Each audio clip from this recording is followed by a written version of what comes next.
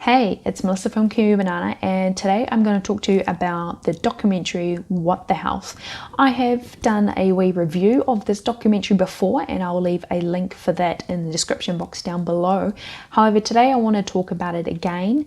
Before I go into it further, I just want to, tell you, just in case if you're not aware, it's a documentary based on sort of the science of a whole food, plant-based diet, and it is quite, how do I put it? It's kind of promoted throughout the vegan community at the moment because a whole food plant-based diet and veganism can align together. I must remind you that these are not the same things.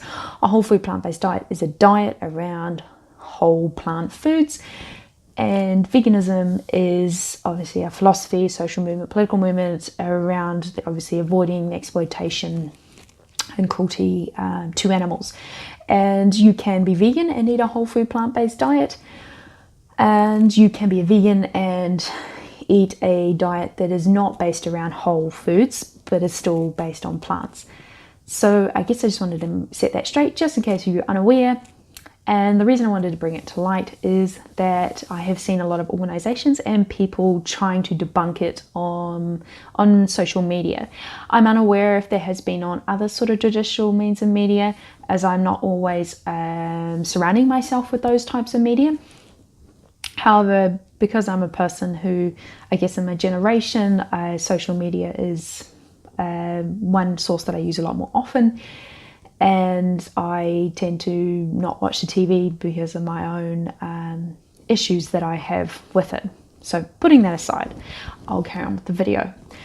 So I guess the problem that I have been seeing with the organizations, the people debunking this, is either sort of two ways. And one way is that they're either not understanding what the documentary is saying, or they're not understanding parts of what the documentary is saying, or the other thing that I'm seeing is that they are trying to debunk it with science that is flawed, or I guess you could say is worse than, if you want to see, what the health and the science that they use is bad, well, the science that they're trying to debunk it with is even worse.